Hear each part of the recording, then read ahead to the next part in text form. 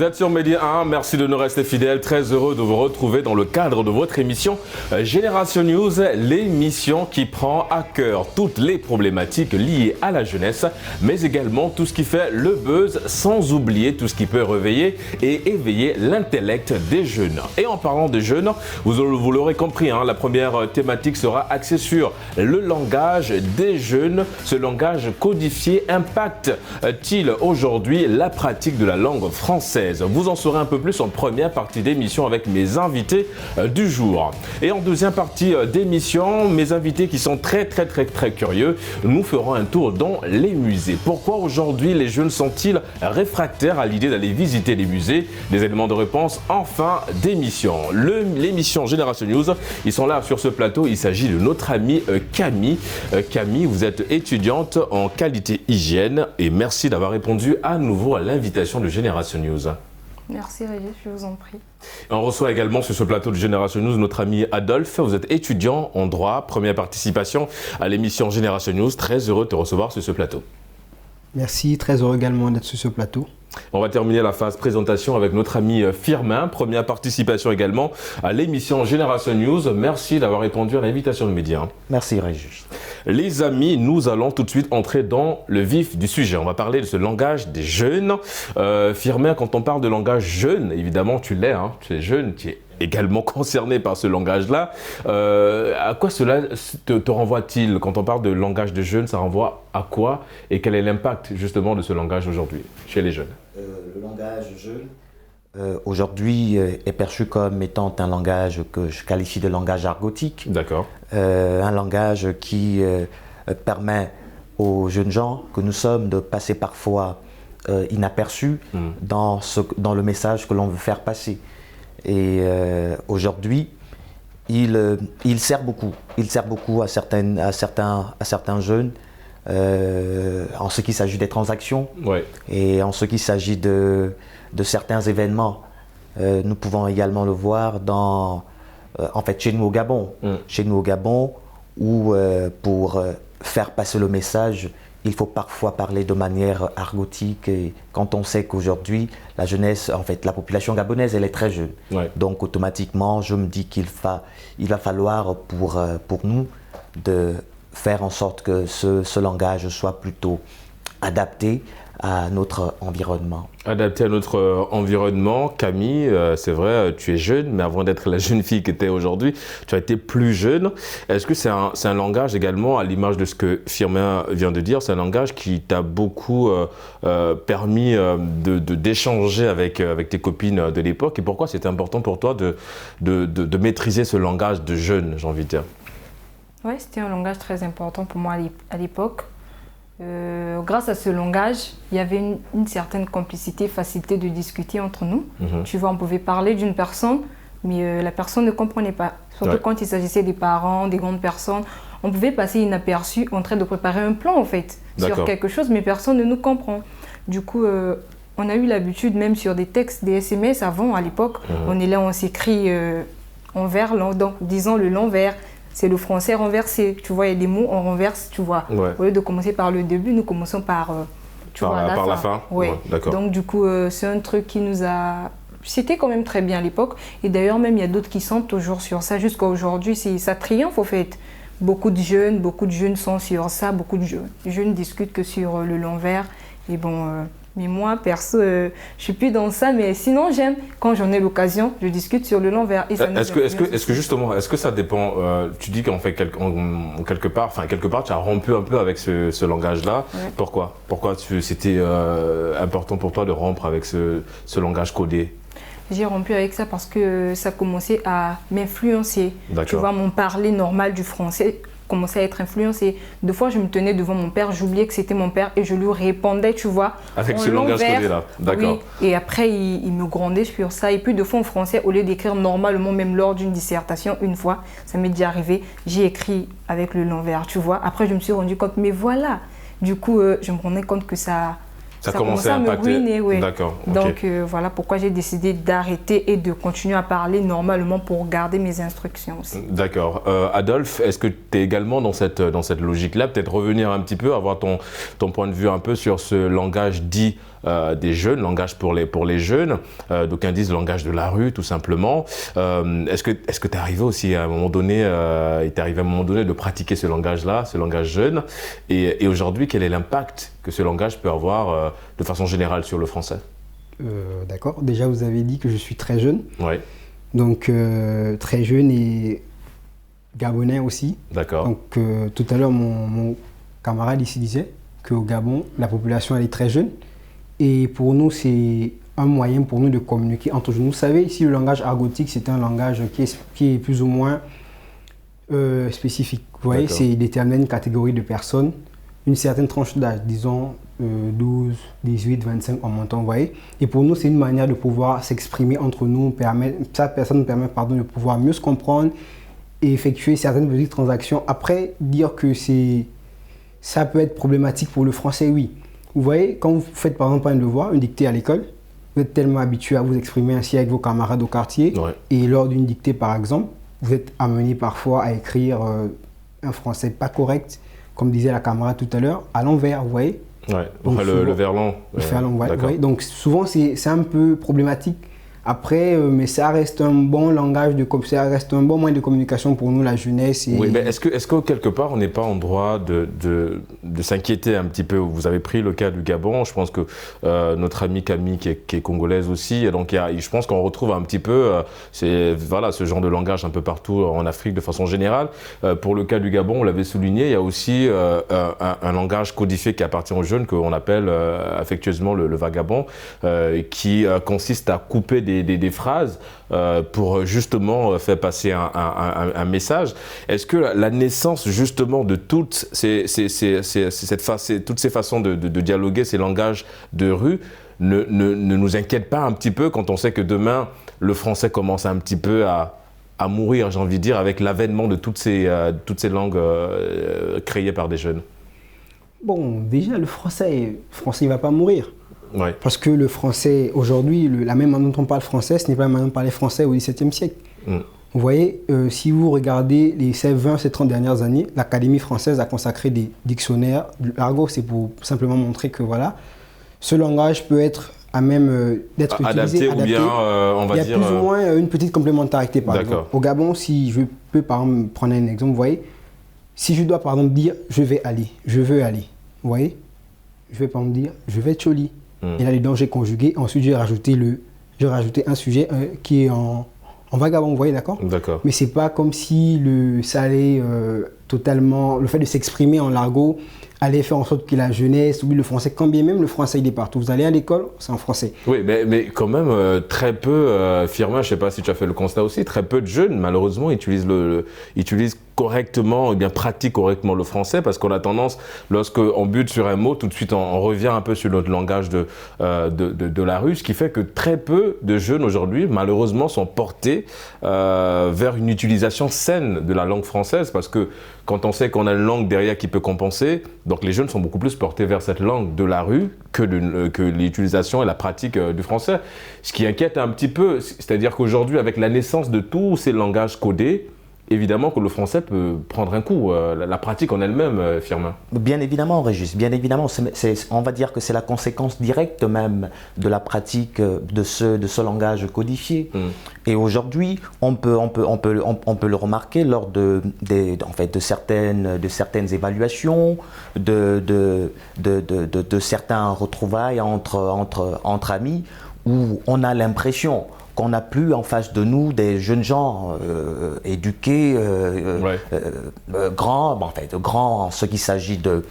Une forme de responsabilité, d'éveil d'esprit. Exactement. Donc c'est la conséquence directe de la montée de ce langage codifié que je trouve d'ailleurs assez limité. Alors Camille, la francophonie, je pense que notre ami Adolphe a emboîté un petit peu le pas quand il parlait justement de la création des dictionnaires, parce qu'aujourd'hui l'Académie française a justement trouvé utile de ramener certaines expressions tirées de la rue pour justement essayer de ramener ça un peu dans un français classique. Ça permet l'évolution de la langue française, tu l'as souligné. C'est le français qu'on parle aujourd'hui, ça n'a rien à voir évidemment avec le français parlé au XVIIe ou au XVIe siècle.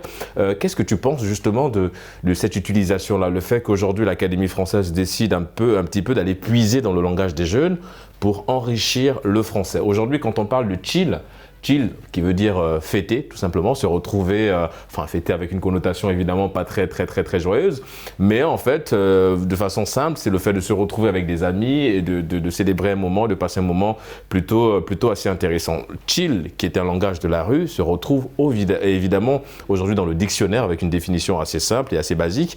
Qu'est-ce que tu penses justement de ces actes posés par l'Académie française, le fait d'aller puiser dans le langage codé des jeunes pour enrichir le français, la langue française? Personnellement, je sais que oui, ils ont ajouté quelques mots dans le dictionnaire français pour enrichir, mais bon, je ne sais pas vraiment sur quelle base ils se sont basés pour faire ça. Mais sinon, déjà, avant d'aller plus loin, j'aimerais d'abord dire que déjà, c'est pas acceptable pour nos parents. Ouais. Déjà, nos parents, devant eux, quand on s'exprime en verlan, pour eux, tu vois, c'est une fille qui est peut-être mal éduquée, soit tu fréquentes trop les gens de la rue, c'est pas convenable pour eux. D'accord. Donc du coup, si on met ça dans le dictionnaire, ça veut dire que ça va rester là, ça va résider jusqu'aux nouvelles générations, donc ceux qui viendront après nous. Ça veut dire qu'ils viendront apprendre ça. Donc du coup, si on part sur cette lancée, je comprends que le largo va plus impacter peut-être que le français au fur et à mesure. Parce que si on a eu l'idée de mettre ça, d'ajouter dans le dictionnaire, ça serait maintenant plus courant. Les gens vont maintenant pratiquer cela, certains termes. Et donc, du coup, pour moi, en fait, si c'était moi personnellement, je ne valide pas l'idée, au fait. D'accord. C'est pas enfin, le fait que l'Académie française aille un peu puiser dans le langage des jeunes pour enrichir la langue française, c'est pas forcément quelque chose qui te plaît. Voilà, c'est plutôt dans le sens où ça risque un petit peu de nuire à la future génération. Si je suis bien évidemment ton analyse. Ma chère Camille, c'est bien ça ou bien... Ouais, c'est bien ça en quelque sorte, parce que vous ne me direz jamais que vous pouvez vous tenir devant une télé en train de parler en langage codé, au fait. Ouais, oui, mais ça veut dire que si c'est dans le dictionnaire, ça veut dire que papa il peut utiliser chill un jour. Parce que l'Académie française nous laisse entendre que c'est possible. C'est devenu un mot-clé de la langue française. Adolphe, c'est vrai que c'est très compliqué aujourd'hui quand on parle un peu de langage des jeunes et que de voir un peu comment l'Académie essaie de s'adapter un petit peu. Alors en 2015, lors du sommet de la francophonie qui s'était déroulé ici à Dakar au Sénégal, il y avait justement la question de l'évolution de ces langues des jeunes, ce langage des jeunes, qui commençait un petit peu à prendre le dessus sur les langues classiques, en l'occurrence le français.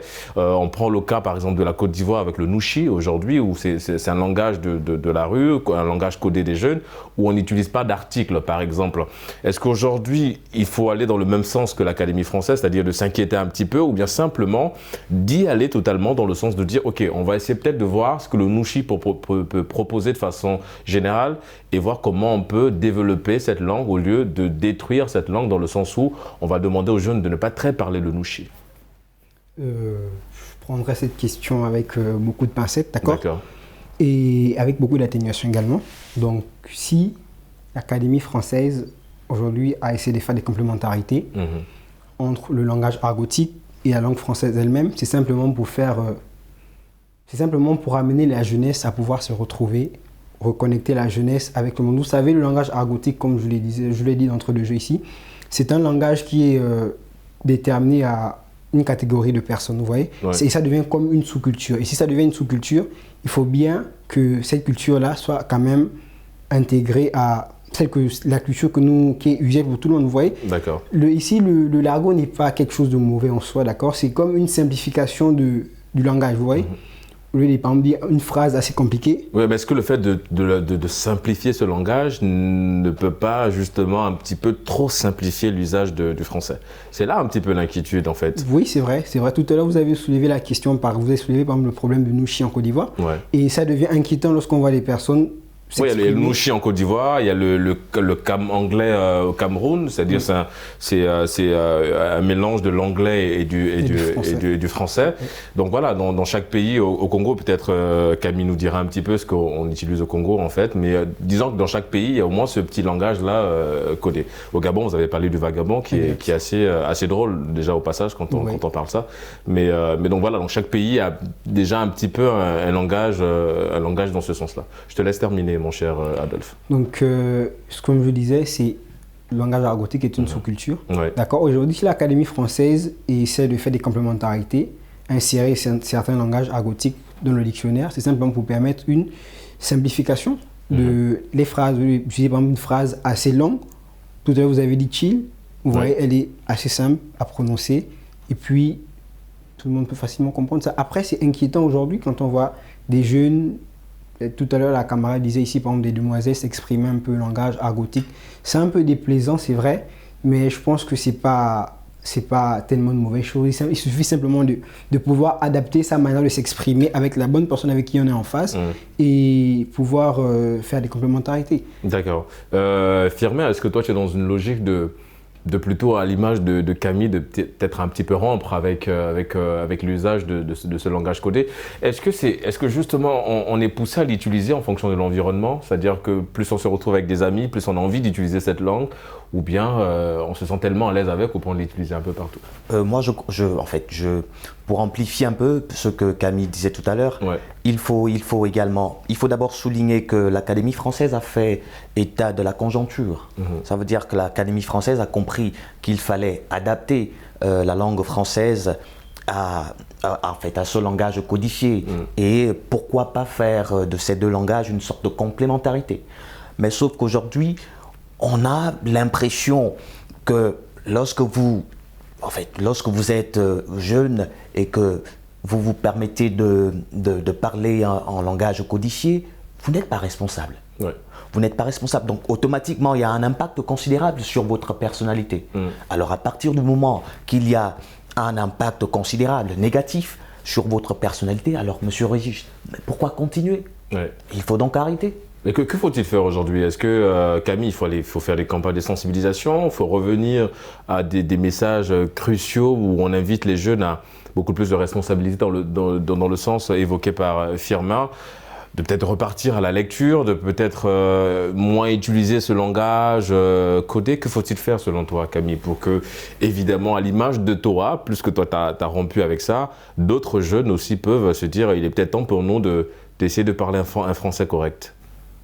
Ouais, ça serait mieux de mieux l'utiliser. C'est vrai que quand on se retrouve entre potes, c'est quand même assez dur de pouvoir parler que le français normal. Oui, parce que est-ce que toi, tu arrives à dire à tes copines, ce serait bien qu'on parle un français normal et pas parler un français haché? Tu arrives à le dire à tes copines? Oui, je le dis parce qu'avec mes copines, présentement ici, on s'exprime en français normal. C'est juste qu'il y a des amis, tu vois.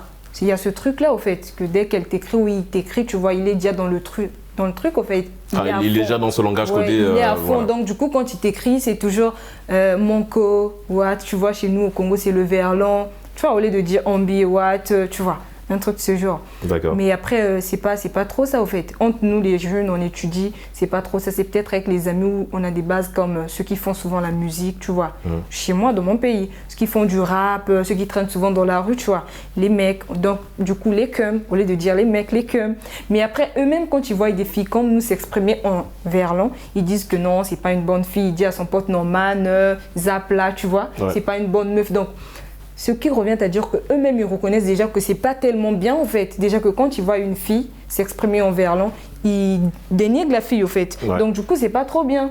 Mais pour eux-mêmes, c'est normal, au fait. Pour eux-mêmes, ils trouvent que c'est valable. Donc, du coup, je vois pas pourquoi est-ce qu'on va peut-être incruster ça. Bon, vu qu'on l'a déjà fait, ou bien continuer à mélanger ces deux langues pour dire que non, ça peut se marier ou bien donner quelque chose. Je pense pas, parce que ça nous rend pas responsables. Et déjà, nos parents ne vont pas aimer. Parce que déjà, quand tu t'exprimes comme ça devant les parents, c'est pas bien, en fait. Déjà, quand on étudie avec des mots normaux. Quand nous faisons des dictées, c'est avec du français normal. Donc, du coup, si on commence à ramener le verlan, ça serait un temps où on va encore prendre pour apprendre. Par exemple, pour ceux qui n'ont jamais parlé le verlan. Donc, ils vont encore prendre le temps de commencer à apprendre et comprendre le langue. Tu vois pas que ça va prendre du temps. D'accord. Déjà au Gabon, ils ont un peu leur verre, je sais pas, l'argot. Nous là-bas, le verlan. En Côte d'Ivoire, c'est autre chose. Donc du coup, si on commence à associer ça, c'est quel verlan qu'on va prendre pour associer? Du Congo ou du Gabon ou de la Côte d'Ivoire ou de la RDC, je sais pas. Après, on va mélanger. Après, tu vois pas que ça va donner quoi. C'est un peu bizarre alors qu'on a déjà le français qui est là, qui nous unit. Ouais. Le français, quand on se retrouve quelque part, tant que tu parles français, je parle français, même si tu n'es pas congolais, t'es pas... Tu vois, on se retrouve, on se comprend, on se complète, donc c'est calme. Je ne vois pas pourquoi est-ce qu'on va aller dans la mesure où on doit essayer de marier le français avec le l'argot, les langages codés. Ça, c'est entre jeunes. Peut-être qu'il y a des endroits, lors des manifestations, on peut se retrouver, on peut un peu parler avec le langage codé, ça passe, bref, mais c'est pas tout le temps. On étudie, on doit être cultivé. Je pense que c'est le français normal, donc c'est ça mon avis. Bah, Adolphe, Camille, elle est directe, hein. Elle a un message à faire passer, c'est clair. T'inquiète Camille, ton message il est passé. Mais on va peut-être revenir parce que c'est ça le but de Génération News, c'est aussi apporter un petit peu des éléments de réponse en ce qui concerne les thématiques. Adolphe, c'est vrai que ce que Camille dit, alors c'est son point de vue, hein, c'est personnel et évidemment qu'on respecte son point de vue. Elle est plutôt contre ce brassage-là entre ces langages de la rue, un langage pour jeunes et le français. Mais d'aucuns nage un peu à contresens de Camille. Pour beaucoup, le fait de développer eh bien, la naissance de ces langages pour jeunes participe quelque part un petit peu à une forme on va dire, sur un plan purement culturel. C'est un avantage culturel, j'ai envie de dire. Le fait que, par exemple, 2 Ivoiriens se retrouvent en Chine, par exemple, au lieu de parler mandarin, ils parleront justement ce langage codifié au-delà du français. Donc, parce que le français, c'est une langue qu'on a héritée de la France, mais le fait d'avoir notre propre langage codé, pour beaucoup, c'est un avantage culturel. Est-ce que tu partages cet avis? Oui, bien sûr, je partage cet avis parce que déjà, l'humanité, le monde, aujourd'hui est inscrit dans une dynamique de modernisme. D'accord. Et qui dit modernisme, dit conciliation de tout ce qui va avec. Vous voyez?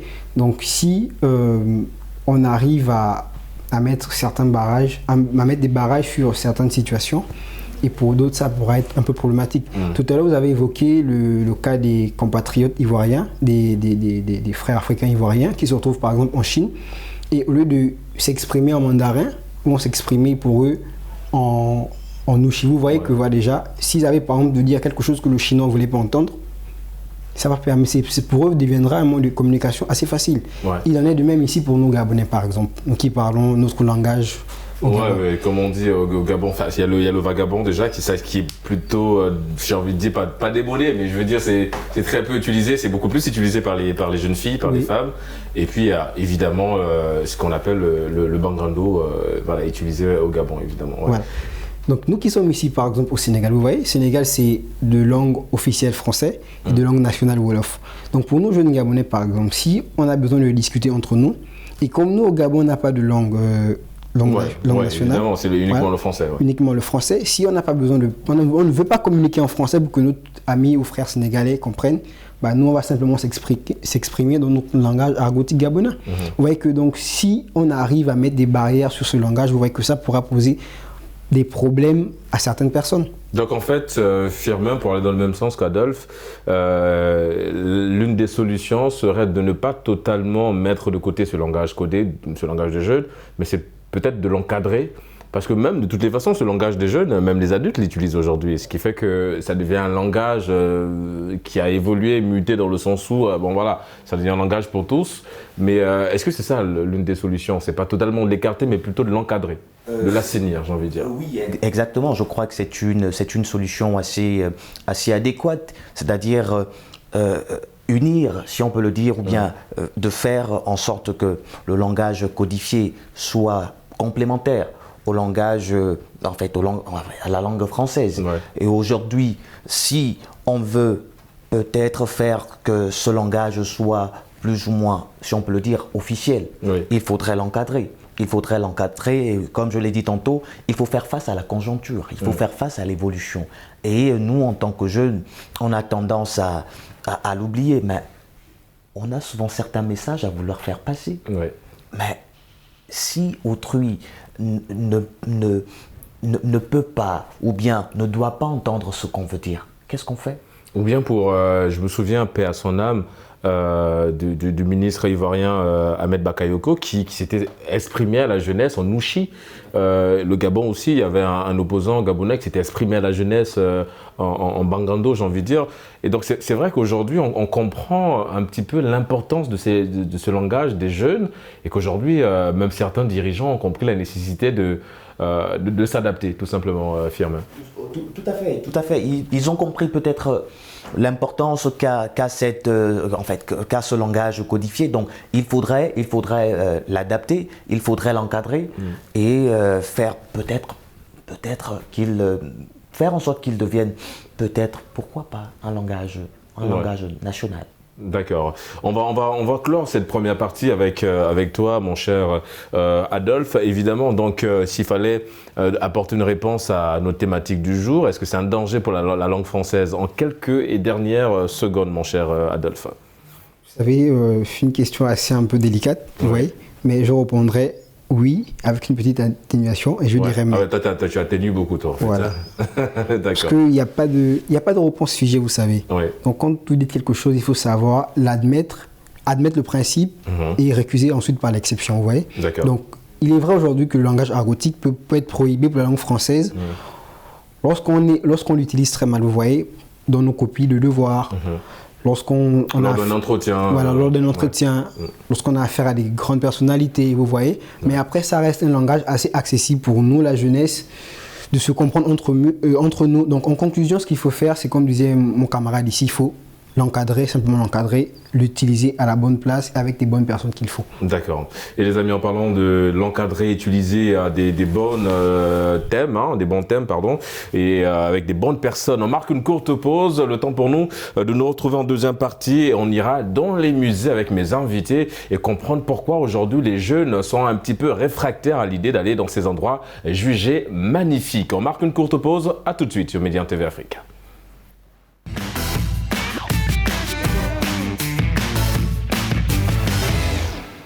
De retour sur le plateau de Génération News pour la deuxième et dernière partie d'émission. Cette fois-ci, nous allons nous intéresser au musée. Un constat a été fait. Malheureusement, beaucoup de jeunes ne sont pas, on va dire, prompts à aller visiter les musées, aller apprendre culturellement.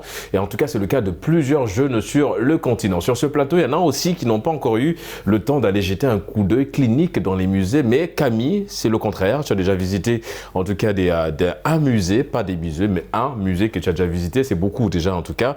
Et on va peut-être revenir un peu sur l'importance. Pourquoi c'était important pour toi d'y aller? C'est important pour moi d'y aller pour la découverte d'abord. Oui. Découvrir nos vieilles histoires qui sont là-bas, des historiques. Tu étais allé seul ou accompagné avec papa, avec maman? Accompagné, c'était en classe de CM2 au primaire. Avec ma classe, ma salle de classe, nous étions allés pour découvrir nos dauphins, les histoires en fait. D'accord. Des expositions votre histoire, qui sont là-bas, oui. Au Congo, j'ai vu la tombe de Pierre Savorgnon des Brazza et on nous a raconté ce qui s'est passé en gros. Donc ça m'avait permis de me remémorer un peu et de bien comprendre l'histoire. Donc Savorgnon de Brazza, évidemment, qui a donné son nom à la ville, Brazzaville, et qui a découvert le Congo, le Gabon, en tout cas certains pays de l'Afrique centrale. Mon cher Adolphe, alors oui, les musées, est-ce que tu as déjà jeté un coup d'œil est-ce que tu as déjà fait un tour dans les musées personnellement? Non? Oui, j'ai fait un tour dans les musées, ici à Dakar d'ailleurs même. Le monument de la Renaissance africaine. Oui, c'est vrai, il y a un musée à l'intérieur. Il y a un musée à l'intérieur, il y a tellement de trucs à voir en rapport avec le Sénégal, mais aussi avec l'Afrique. L'Afrique de façon générale. Et voilà, c'est tellement important, tout ce qu'on peut montrer, tout ce qu'on peut apprendre là-bas, c'est vraiment incroyable. Et pourquoi aujourd'hui, selon toi, parce que c'est un constat, ça il faut le dire, c'est un constat, beaucoup de jeunes sont un peu réfractaires à l'idée d'y aller dans les musées. Pourquoi, selon toi? Vous savez, c'est pas à 15 ou à 16 ans qu'on apprend à jouer au football. D'accord. Au football, on apprend à jouer au football dès le bas âge. Camille disait tout à l'heure, quand elle était en classe de CM2, elle avait fait une sortie avec sa classe, vous voyez. Je vais prendre un exemple pour caricaturer la situation. D'accord. Vous voyez, par exemple, en Occident, le petit Français qui fait l'école élémentaire de la classe du CPE jusqu'au CM2, vous voyez, quasiment tous les mois, il a des sorties, il va au musée. En grandissant, il perpétue cette habitude-là. Et vous voyez, quand il a 20, 21 ans, 22 ans, en montant. Pour lui, ça devient comme une habitude, vous voyez. Et il prend goût à aller au musée, aller au musée, aller au musée. Mais chez nous, en Afrique, nous, déjà, la transmission de notre culture se fait de manière orale. Donc, c'est un peu ça la petite difficulté. Mais je pense que si les... elle est toujours là, la transmission, parce que de toutes les façons, même quand vous allez dans les musées, vous avez des guides qui sont là et qui retracent l'histoire. Donc, on est toujours un peu dans cette transmission orale. Oui, vous avez les guides. Vous avez dit les guides sont là pour vous encadrer, vous expliquer un peu. Vous voyez, mais quand je parle de transmission orale, ça se faisait au corps de garde avec le papa, le fils, le grand-père, vous voyez. Donc, je pense que si dans les programmes africains, il y a les visites, les sorties extrascolaires sont adaptées à nos programmes, je pense que nous, jeunes Africains, jeunes Gabonais, jeunes Sénégalais, jeunes Congolais, on va avoir l'habitude d'y aller, vous voyez. C'est pas quelque chose qu'on va apprendre à 19 ans, 20 ans à aller. Moi, je suis allé parce que je suis aussi ici au Sénégal. Et du coup, quand je suis allé au monument de la Renaissance, j'ai voulu voir ce qu'il y avait à l'intérieur. Et quand je suis allé, vraiment, j'étais surpris d'apprendre beaucoup de choses. Déjà, en rapport avec la traite négrière, vous voyez, et l'histoire du Sénégal, mais aussi des pays africains. Donc, il faut adapter les programmes scolaires à ces choses-là. C'est comme ça que les Occidentaux ils font pour adapter justement leur jeunesse à s'imprégner des musées, à y aller et y aller, vous voyez. D'accord. Firmin, c'est vrai que ce que Adolphe vient de dire, c'est très pertinent. C'est un constat, c'est un fait, que beaucoup de jeunes n'y vont pas. Personnellement, tu n'as pas encore fait un tour, mais je pense qu'au sortir de cette émission, tu as un tour dans les musées. Mais je veux dire, comment aujourd'hui, à l'image de toi, emmener ces jeunes dans les musées ? Aujourd'hui, il faut d'abord souligner le fait que certains jeunes sont réticents parce que lorsque vous regardez certains musées africains, on a l'impression que le contenu n'est pas au rendez-vous. Le contenu n'est pas au rendez-vous. Vous avez, par exemple, lorsque vous partez, par exemple, comme il a dit, au niveau du monument de la Renaissance. Bon, après, il y en a tellement, il y a beaucoup de musées. Oui, exactement, mais vous avez l'impression également. Oui, mais vous avez l'impression de retrouver les mêmes choses. D'accord. Ça veut dire que vous tapez sur Internet, vous allez retrouver quelque chose. Vous tapez sur Google, vous allez retrouver quelque chose. Alors, pourquoi, à quoi sert bon de repartir d'aller sur un musée, dans un musée, alors que je peux trouver le même contenu sur les Internet. Réseaux sociaux. Donc, moi, je me dis que cette réticence est due au contenu. Ouais, Camille, tu partages aussi cet avis? C'est le contenu qui ne pousse pas les jeunes aujourd'hui à ne pas aller visiter les musées? Oui. D'accord. C'est parce que les jeunes, ils ne voient pas leur centre d'intérêt en allant là-bas. Parce que, comme il vient de le dire, ils retrouvent les mêmes choses qu'ils retrouvent sur le net, ils les retrouvent là-bas. Donc, le mieux serait peut-être de faire évoluer les choses, tu vois. Créer des centres d'intérêt pour les jeunes, au fait, dans les musées. Chose qui pourra peut-être les attirer à aller, tu vois, visiter, à aller souvent dans les musées. Installer peut-être, tu vois, il y a des jeux, au fait, des activités là-bas dans les musées. Révolutionner un peu les choses, au fait, pour attirer encore plus de jeunes afin de... Ouais, mais est-ce que, Adolphe, est-ce qu'au-delà de révisiter un petit peu les musées, il faut simplement peut-être éveiller un peu cette forme de curiosité intellectuelle de la part des jeunes, parce que beaucoup de jeunes ne sont pas peut-être curieux dans ce sens-là, parce que installer des jeux vidéo, par exemple, s'il fallait révolutionner dans les musées, c'est peut-être pas l'endroit adéquat pour ça. Est-ce que c'est pas juste une question de volonté? Est-ce que vraiment ces jeunes sont animés par cette volonté d'y aller, par cette curiosité intellectuelle? Est-ce que c'est vraiment là le problème, je pense?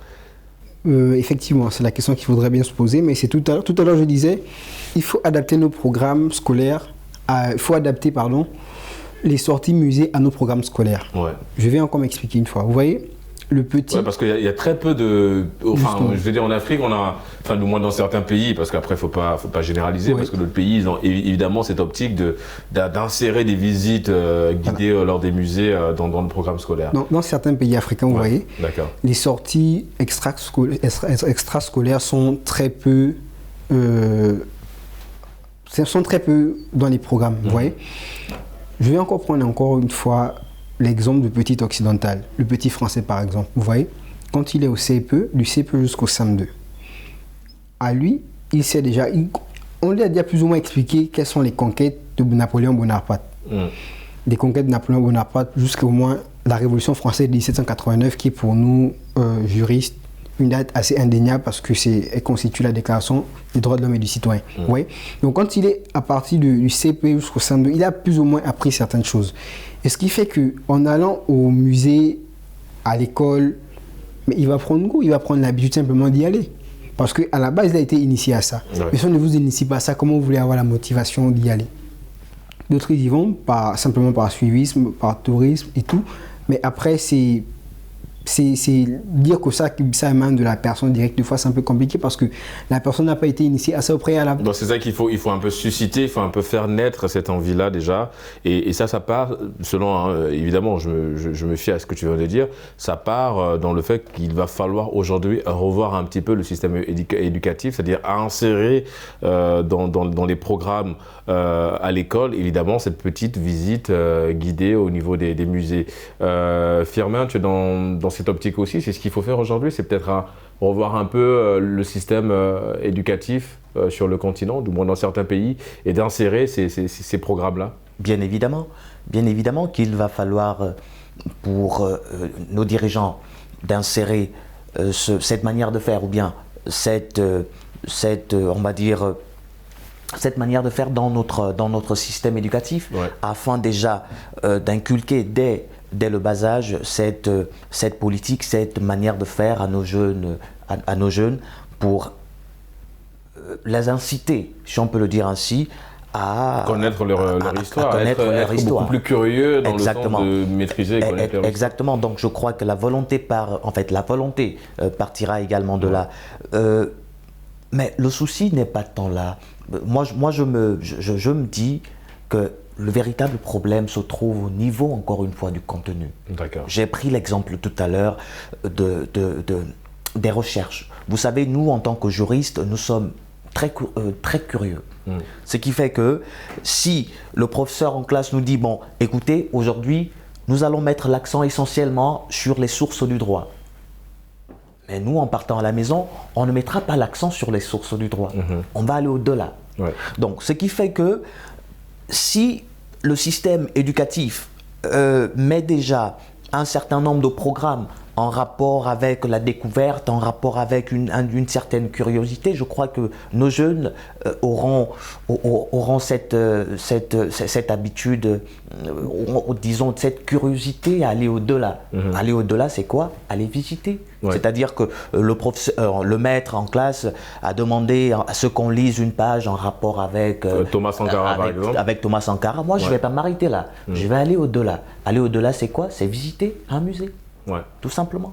Ouais, parce qu'évidemment, dans les musées, il y a aussi des infos sur des personnages emblématiques du continent. Camille, il y a une autre raison avancée par les jeunes avec qui j'ai échangé avant, évidemment, de préparer et lancer cette émission Génération News. Alors, pour beaucoup, ils disent que certains musées, pour y accéder, il va falloir débourser une certaine somme, et que le fait que des musées se retrouvent un petit peu avec cette formule-là, pour beaucoup, c'est un peu compliqué de devoir sortir de l'argent de leur poche pour aller visiter des musées. En d'autres termes, pour eux, la curiosité intellectuelle, ça coûte un peu cher. Tu comprends un petit peu, tu es de cet avis-là.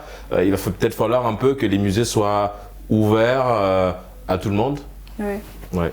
Je pense que les musées doivent être ouverts gratuitement à tout le monde parce que ce sont des endroits historiques.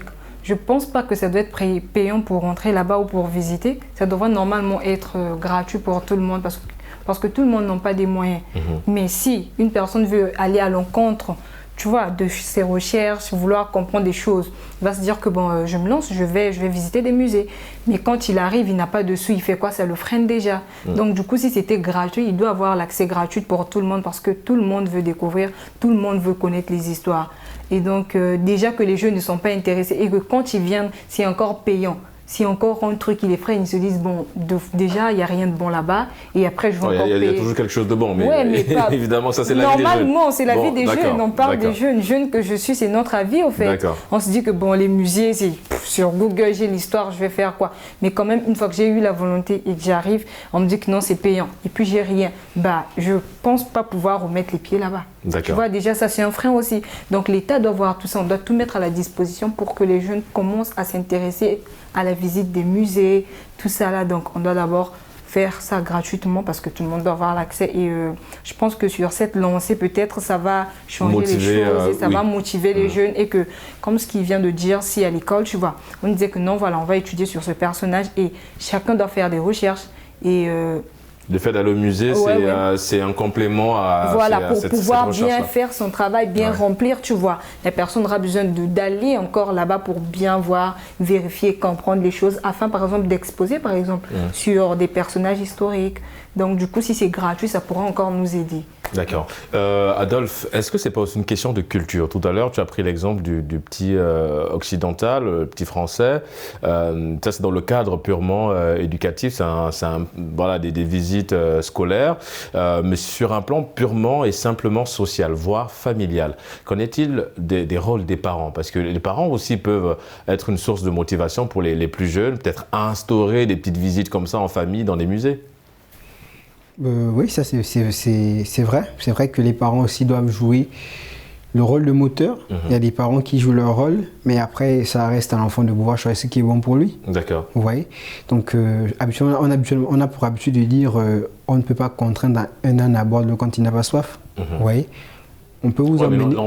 On parle quand même d'éducation, on parle d'enrichissement culturel. Et est-ce que tu penses que les parents ne sont pas dans cette optique de dire ce serait peut-être bien que notre enfant soit un peu informé sur son passé, et même sur son passé, histoire de rassurer son présent et améliorer son futur, dans le sens d'avoir le maximum d'informations sur des figures emblématiques africaines qui ont marqué son pays ou bien d'autres pays sur le continent. Ce que je suis en train de dire. D'accord. Les parents, ils jouent un rôle moteur, vous voyez. Ouais. On peut vous amener une fois, on peut vous amener deux fois. Mais après, la décision, ça vous revient à vous.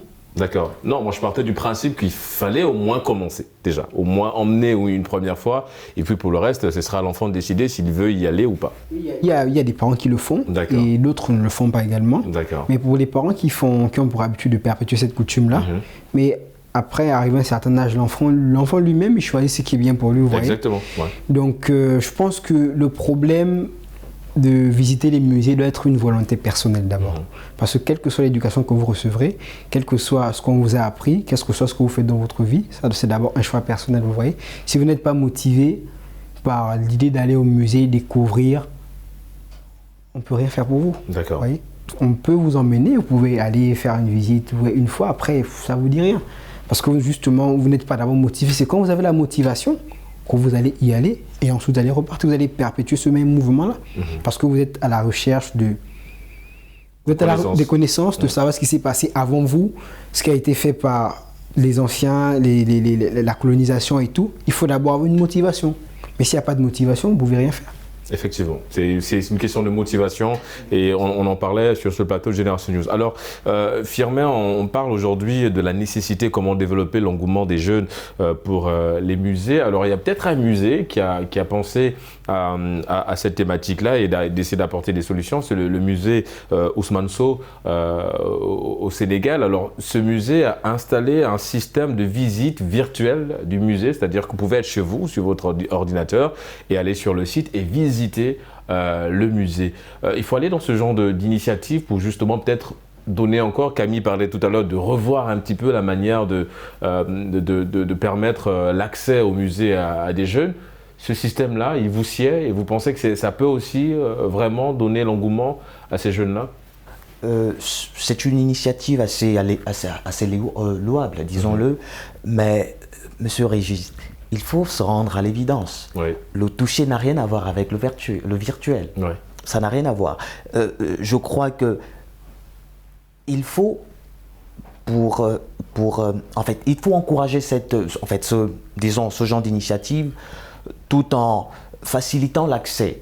Vous avez parlé, Kimi a parlé tout à l'heure de l'aspect économique, c'est-à-dire que pour y accéder, il va falloir payer. Mais je vais également rebondir en disant que la connaissance, elle est chère. La connaissance, elle est chère. En partant visiter des musées, il y a une certaine connaissance qu'on acquiert. Donc, aujourd'hui, si on peut dire que l'initiative de M. Ousmane Sow est, on va dire, un moyen parmi tant d'autres de permettre à certains jeunes d'avoir cette volonté à connaître l'histoire, à visiter des musées. Je dirais oui, mais je reste sur ma position en disant que le toucher n'a rien à voir avec le virtuel. Et donc il va falloir inciter des jeunes à aller visiter des musées de manière physique, à y toucher du doigt et voilà. Ouais, c'est vrai que l'initiative est partie, hein. C'était vraiment l'initiative des conservateurs du musée, hein, parce que Ousmane Sow est décédé, perd son âme, donc c'est sa fille qui a évidemment repris la gestion du musée et c'est parti un peu, l'initiative, en tout cas l'idée a vu la naissance avec l'avènement de la Covid, donc ce qui fait que les musées étaient fermés et ça permettait à certaines personnes de rester chez eux mais de toujours avoir cette vue d'ensemble sur le musée et de s'informer. Alors c'est vrai, déjà Adolphe, qu'est-ce que tu penses un peu de l'initiative en ce qui concerne les jeunes, d'être chez soi et de visiter un musée? C'est plus facile que de dépenser et sortir, aller, même si notre ami Firmin reste dans le cadre du physique. Le physique, c'est plus important que le virtuel, mais ça reste un moyen assez simple pour permettre à un jeune de visiter un musée depuis son téléphone. Effectivement. L'initiative du musée Ousmane Sow, c'est une initiative louable, comme disait Firmin ici. Mais après, vous savez, regarder un match de football à la télévision et être au stade, c'est pas la même sensation, vous savez. Oui, mais on s'y habitue. Oui, on s'y habitue, mais la sensation n'est pas la même. Je suis d'accord. Quand vous allez au musée, vous avez beaucoup plus de connaissances que ce que vous donne le net ou que ce qu'on vous montre en visioconférence. Vous voyez, vous avez le contact direct avec le guide touristique qui vous explique. Vous savez, quand les professeurs d'histoire nous expliquaient les cours de la Seconde Guerre mondiale, quand on était allé il y a quelques années au lycée terminal, on était passionnés, c'est vrai. On était passionnés, c'est comme on pouvait dire qu'ils avaient assisté justement à ces guerres-là. Ouais. Mais c'est comme ça que ça se passe quand vous allez dans un musée, par exemple. La manière dont le guide touristique prend la peine de vous expliquer comment ça s'est passé et tout. Moi, personnellement, j'ai été agréablement surpris quand je suis allé au Monument de la Renaissance. Et le guide aussi que j'avais en face de moi, la manière dont il expliquait la manière dont les esclaves ils allaient pour embarquer dans le bateau des négriers, la porte du Nord et tout, etc. Mais c'était totalement incroyable. J'avais l'impression que lui, il avait vécu ça. Alors que c'est quelque chose qui était produit alors il y a peut-être 14e, 15e siècle, vous voyez. Donc tu vas dans le même sens que Firmin, c'est toujours bien d'y aller physiquement dans des musées, d'accord. On peut tous regarder virtuel, oui, le net c'est bien après, mais de manière physique, la sensation elle est différente. D'accord. Sensation est différente. Camille, tu partages cet avis. Alors toi, ça fait longtemps, hein, évidemment, que tu es plus réparti dans les musées. Est-ce que c'est quelque chose qui te tente aujourd'hui? Est-ce que tu as envie d'y aller aujourd'hui? Et pourquoi depuis le CM2, tu n'as pas eu le temps de refaire un tour dans un musée? C'est peut-être par manque de temps et de volonté. Hein. D'accord. Mais cette fois-ci, à la volonté? Oui. D'accord. On peut peut-être y aller avec maman? Oui, cette fois-ci. Il faut peut-être faire passer le message à un moment, évidemment, d'y aller dans les musées. Alors, Camille, il y a un programme qui a été instauré. Moi, je parle beaucoup de ce pays, le Rwanda, parce que pour moi, c'est un pays qui essaye vraiment de changer des choses dans ce qui concerne évidemment cette curiosité intellectuelle et culturelle de la jeunesse. Il y a un système qui consiste aux jeunes, en tout cas aux conservateurs des musées, d'aller dans des salles de classe à l'image du guide dans un musée, mais eux ils se déplacent, ils viennent dans les salles de classe, ils parlent un petit peu de la nécessité des jeunes d'aller dans les musées. On a parlé de revoir le système éducatif. Est-ce qu'il faut aller aussi dans ce sens-là, c'est-à-dire de pousser les conservateurs des musées à sortir un petit peu de cette zone de confort et aller dans les salles de classe pour évidemment éveiller, sensibiliser les jeunes sur la nécessité d'aller visiter des musées? Camille? Oui. C'est une bonne méthodologie, oui, c'est très bien. D'accord. J'en suis d'accord en tout cas. Et tu penses que c'est quelque chose qu'il va falloir multiplier dans d'autres pays? Oui, je pense que si ces gens-là sortaient des musées pour venir à l'école, tu vois, essayer de partager l'idée, de nous faire comprendre la chose, il y aura toujours des sensibles qui seront touchés et qui voudront bien aller parce que déjà leur effort de se déplacer et venir, c'est quand même quelque chose d'important. Le fait de les voir en train de nous parler, de nous édifier sur nos vieilles histoires, tu vois, ça va quand même toucher la sensibilité de certains élèves ou étudiants. Du coup, ça va nous booster à vouloir, tu vois, faire un programme ou un planning par rapport aux gens qui sont passés pour aller là-bas. Donc c'est un truc de stratégie seulement. On doit trouver de nouvelles stratégies, comment agir, une nouvelle façon et tout, pour pouvoir attirer les gens afin que nos musées ne puissent pas s'éteindre, tu vois, ou qu'on puisse les oublier, mais afin que ça puisse toujours régénérer, qu'on garde toujours à l'idée que oui, là-bas, tu vois, c'est quand même important, ce sont nos histoires, c'est, voilà, en quelque sorte. Alors, Adolphe, il y a un rappeur que tu aimes bien aussi, je pense, c'est Youssoupha. Youssoupha qui disait dans l'un de ses titres, L'enfer c'est l'autre, il disait qu'un jeune qui visite un musée, c'est une garantie de 10 ans sur le plan intellectuel. C'est-à-dire qu'en fait, pour lui, un jeune qui va visiter un musée garantit une forme de connaissance sur une période de 10 ans bien précise. Tu partages évidemment cette assertion de Youssoupha? Bien sûr, bien sûr. Tout à l'heure, vous disiez le président, si je dois citer son nom. Oui, Paul Kagame. Le président Kagame ici. Ouais. Vous disiez que les enseignants... Enfin, les conservateurs des musées rwandais allaient auprès des établissements et tout, mais c'est une initiative qui est assez importante. Vous savez, le Rwanda, c'est un pays qui a beaucoup d'histoires à partager avec sa population. Ouais. Donc je pense que cette initiative, elle est vraiment à féliciter parce qu'il faut reconnecter la jeunesse avec leur histoire. Et c'est ce qui nous manque un peu aujourd'hui dans certains pays africains, parce que bon nombre de jeunes, on ignore nos cultures. Mais pourquoi on les ignore? Parce qu'on ne va pas au contact de ces choses-là. Et un jeune qui ne sait pas d'où il vient, il ignore forcément d'où il va. Okay. Effectivement. Donc, comment aller au contact de ces choses-là? Mais c'est à travers les musées. Tout à l'heure, je vous disais, il y a quelques semaines, quand j'étais à la Renaissance, par exemple, et vous avez des trucs qu'on vous montre, c'est assez incroyable sur la civilisation africaine. Comment est-ce que c'était avant nous? Comment est-ce que nos anciens ont fait pour embarquer dans les bateaux de négriers pour aller aux Amériques et en Europe?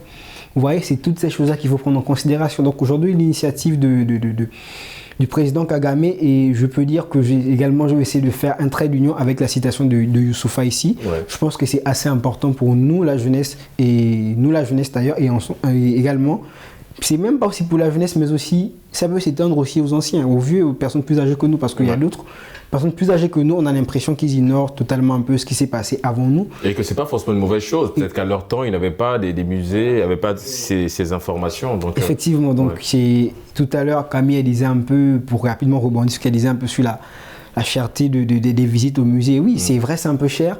Mais c'est cher parce qu'on entretient justement ce qu'il y a à voir là-bas. Ouais, et Firmin l'a résumé en disant, et je l'ai dit même d'ailleurs, que la connaissance coûte cher. Donc, effectivement. C'est comme si ça revenait à acheter un livre, et c'est sensiblement le même objectif, c'est-à-dire qu'on achète un livre pour lire et avoir des informations, pour se cultiver. C'est pareil pour le musée, on dépense de l'argent pour se cultiver. Firmin, on arrive au terme de cette émission, ça allait très vite, hein, je te le concède, mais on va peut-être laisser clore cette deuxième et dernière partie. En ce qui concerne évidemment les musées, aujourd'hui c'est vrai que peu de jeunes sont concernés par ça et qu'il y a très peu d'initiatives dans ce sens-là pour motiver les jeunes. On a parlé de ces conservateurs qui sortent un peu des musées. Mais en fait, le mal est plus profond que ça. Il faut peut-être revoir un peu beaucoup de choses. Et selon toi, comment aujourd'hui un petit peu arriver à motiver les jeunes? Est-ce que toi, autour de voilà, dans ton environnement, tu essaies un petit peu de conscientiser les jeunes à l'idée d'y aller, d'aller visiter les musées? Je dirais non. D'accord. Je dirais non parce que au regard de ce qui s'est passé au Rwanda, vous savez, on a toujours tendance à parler en rapport avec ce qu'on fait comme étude. Chez nous en droit, on parle de la compétence. D'accord. Ce que la loi ne vous permet pas, vous êtes automatiquement incompétent. D'accord. Donc, et là, Etougué, je suis incompétent en ce qui s'agit de conseiller à mon entourage. Dans tous les cas, vous allez corriger ça, Firmin. Au sorti de là, rassurez-nous, vous allez aller visiter les musées. Je vous le garantis. Bon, d'accord, ça nous rassure en tout cas. On te remercie parce que nous sommes arrivés au terme de cette émission, les amis. Ça allait très vite. Génération News, on remercie Firmin. Je rappelle que vous êtes étudiant en droit. Merci d'avoir participé à Génération News. Adolphe, ça a été un plaisir de te recevoir sur ce plateau Génération News, évidemment. Étudiant en droit. Et tu reviens quand tu veux, Génération News. Évidemment, c'est ta maison. Camille, ça a été un plaisir. Rappelle un moment d'aller visiter les musées avec toi au passage. En tout cas, ça a été un plaisir de te recevoir sur ce plateau de Génération News. Vous l'aurez compris, c'est la fin de cette émission. On se donne évidemment rendez-vous samedi prochain pour d'autres thématiques liées à la jeunesse. Et d'ici là, n'oubliez pas, quoi qu'il arrive et quoi qu'il advienne, gardez le sourire en compagnie de nos programmes.